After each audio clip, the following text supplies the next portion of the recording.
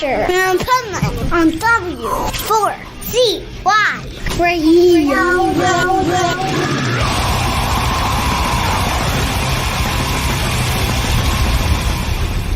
Wake up, America! It's time for the Adventures of Pipeman on W4CY.com, West Palm Beach's #1 internet radio station. Here's your host, the Pipeman.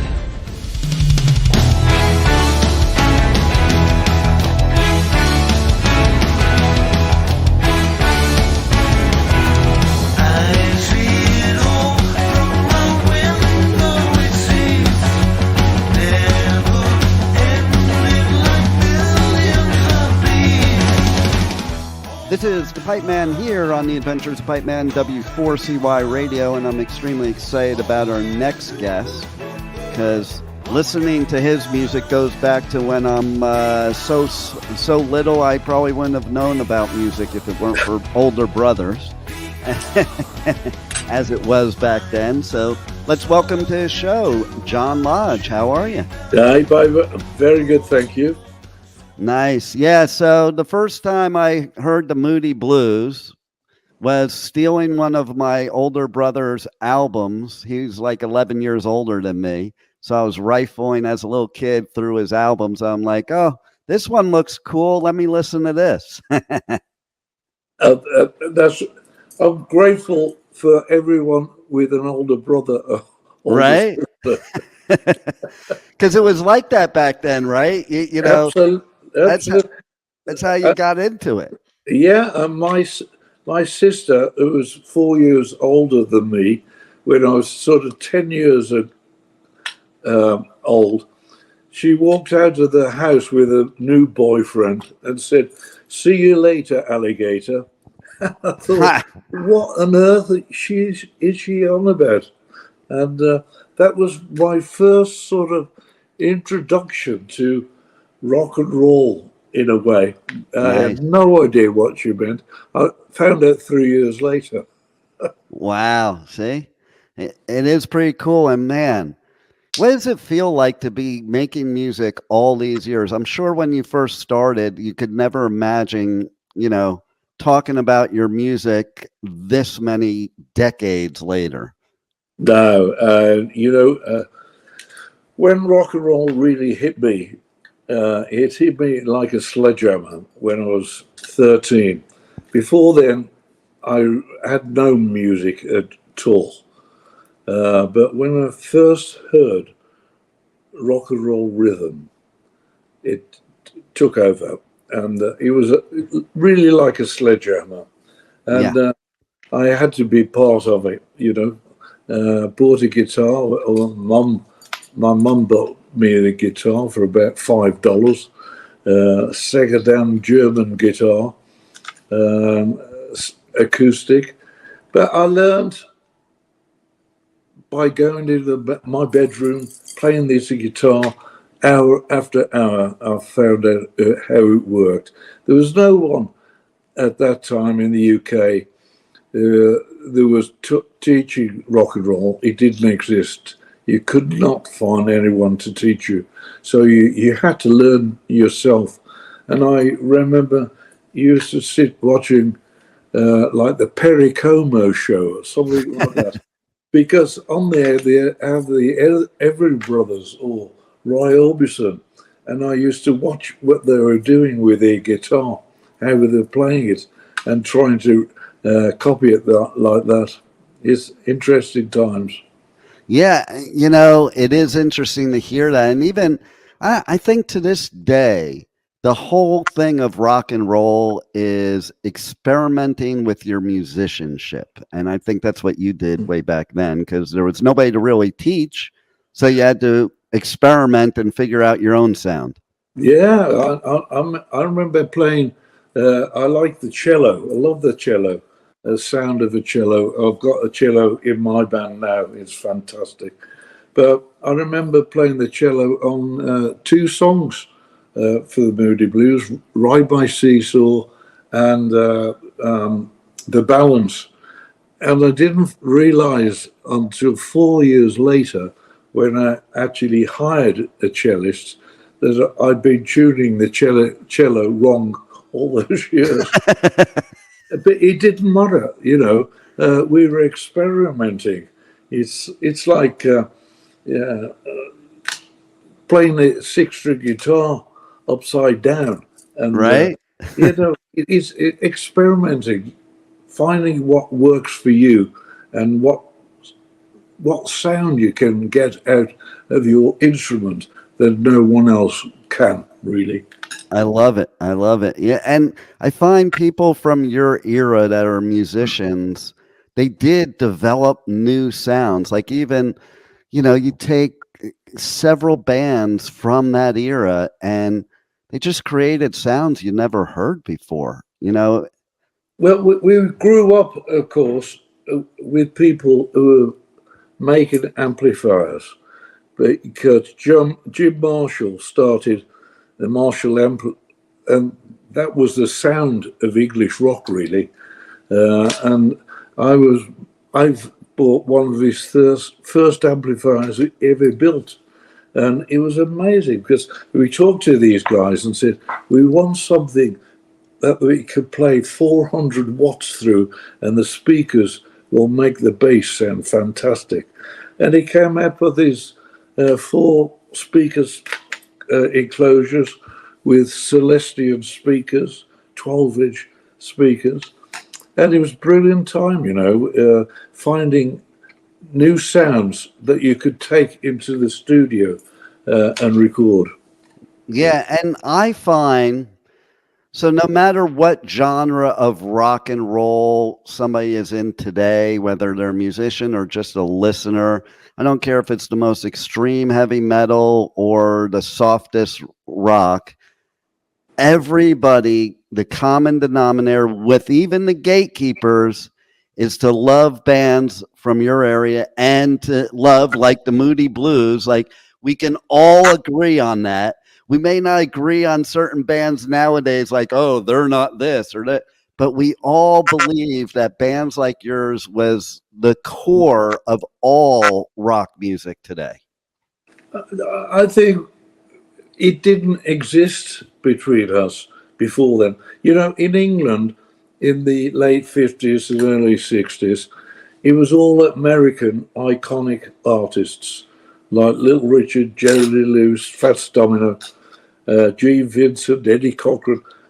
We couldn't emulate those people. They're icons, and English people couldn't do that. And we had to find our own way of portraying our music. And that's what it became. We realized it was the music that was important, not the iconic person. And, you know, on the Moody Blues, we never ever put a photograph of the band on the front cover of any of our albums, because it was the music we wanted to get over to an audience, not us individually.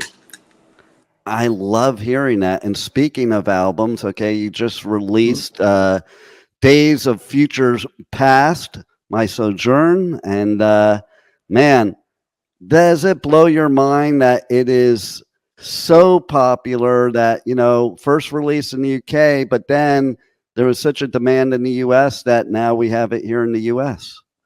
It's fantastic, unbelievable. You know, I was going on the road a couple of years ago, and I thought, how can I do something which continues the music of the Moody Blues? And I called my musical director, Alan Hewitt, who's my keyboard player, and said, Alan, could we do Days of Future Past live on stage? And he said, why not? Just like that, why not? And I thought, how do I do it? I thought, I know what I should do. I should call Graeme Edge and go and see Graeme Edge. And I went to see Graeme and said, Graeme, I want to do Days of Future Past live on stage. Would you re-record your poetry for me and I'll film you? He said, John, I'd love to. I've never recorded my own poetry. I'd love to be part of the album.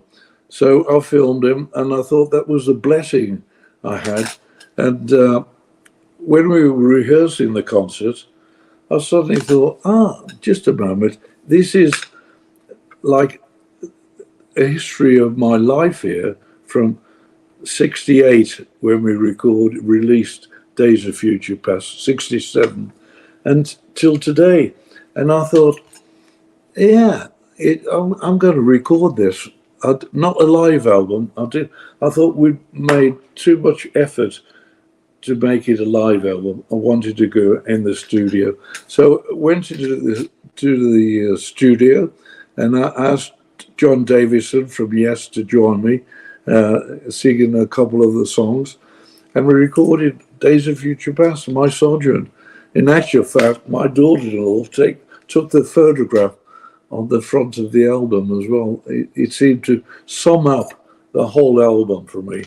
That photograph right there? That's the one, yes. Fantastic. It is cool. I'm somebody, I'm old school, so I love album covers. I think it's part of the whole experience. That's how I bought albums when I was a kid. You couldn't hear them like we can now. It's like, ooh, that album looks cool. Let me buy that. You didn't even know if it was going to be good or not. Absolutely, yeah. So that I love the artwork on this album. So it is something that I would look at that if I never even knew who the Moody Blues were, which would be virtually impossible. I would still want to buy that album and listen to it. Thank you very much. It's strange because when I didn't realize it at the time, but when I was like 8 or 9 years old, there's a really old lady used to live next door to me, and she was on her own all the while. And I used to go around there and talk to her. I was like 8, 9. And on the wall, there was a picture almost the same as my album sleeve with my wife and myself being on it. It looked almost the same. And when I saw the picture, it just gave me an enormous flashback to that time. I thought, the circle is complete. Yes, I love it. And what makes it even more complete is that we have some rescheduled dates that you're going to be doing here during the summer. Especially, I'm in South Florida, so I'm pretty excited. You're going to be in Fort Lauderdale on August 3rd, and you'll also be in even me in Florida. I'm not sure if I pronounce it right, but Immokalee. Yeah, it's a strange word, isn't it? Yeah. But and man, it's so cool too. I love seeing artists that have been like great musicians still touring to this day. To me, I think the difference between your generation and these newer generations of bands is that I think if you weren't on stage doing it live, you would you might not be here. Like I take a lot of people, like I look at so many artists that people are like, well, how do they keep doing it? And my answer is because they can't afford to not keep doing it. It's just such a passion. Absolutely. I play every day, even today. I played this morning. I play every day. I've been in the studio during the last year, and I've recorded 4 new songs, which will be released later this year. I love rock and roll. As I say, the fire ignited when I was 13, and the passion has been with me ever since. I just love music. See, that just proves you're a true musician, because there are 2 types, as you know. There's the people that are in music for the passion of the music, and then there's the others that get into it for other reasons, like they want to be a rock star. And going back to what you were saying before, they're the ones that put their face on the on the album. So I love what you said, and you can always tell. I know I can. If I go to a show, you can tell if the musician is up there because they just love playing music, or if they're doing it for another reason. And I think there is no other reason but passion for music, to be honest. Yeah, I love picking my bass up and playing and finding something. There's always something new you can find. Always. There's not many notes, but you can always find something new. And just turns you on. It brings a wave of joy to you. You know, oh, listen to this. Yeah. And, I find musicians of your age, they played all different types of instruments. That's why they were true musicians. And then it's also interesting. I found a lot, like even as an example, I didn't even know, and I was a huge Beatles fan. I didn't know that Paul was originally a guitarist, and he basically drew the short straw to be the bassist. It's really interesting because when I grew up, when I was at school, there was a cafe called Eddie's Cafe, and like a soldier shop. And every lunchtime when I was at school, I used to go in there because he had a rock holder jukebox, and I used to drop my money in the slot, which my mum had given me for lunch. But I used it to play records, and I used to listen to Fats Domino, Little Richard, Jerry Lee Lewis, and I could hear that left-hand boogie playing on the piano, and that's what turned me on. I didn't hear the rest of the songs really. I just heard this throbbing left-hand boogie piano, and I learned on the guitar all those riffs. Nice. When I learned it because there was no electric basses in England at the time, Right. So I learned everything on the bottom four strings of a regular guitar. And when a bass guitar turned up in England, and I bought one, I was suddenly playing all these riffs on the bass, and it turned me on. Nice. I thought, that's what I want to do forever. And I was in my music shop one day on a Saturday morning, where all musicians go of a Saturday with all the other musicians. And there in the window, it said, direct from the USA, precision sunburst bass. And I was 15. And I remember dashing home to my dad and saying, Dad, you've got to help me. I've got to buy this bass. And he did. He helped me, and I bought that bass. And I've recorded nearly every Moody Blues song and that bass. And I still use it today for recording. Wow. And little did Dad know, I'm sure, that now today you would be considered one of the 10 most influential bass players on the planet. So look at that. Yeah, fantastic. Yeah. Love it. Well, everybody should go to your website, jonlodge.com. And I believe there it has connects to everything for you, and tour dates, music, merch, all that good stuff. I look forward to you being here in Fort Lauderdale on August 3rd. And hey, thanks for giving us such great music and musical therapy for all these years that we desperately need, and to keep it alive. And thanks for being on the Adventures of Pipeman. Thank you for Pipeman, and good luck, and thank you to all your listeners for keeping the faith. Thank you. Oh, yes, absolutely. Thank you for listening to the Adventures of Pipeman on W4CY Radio.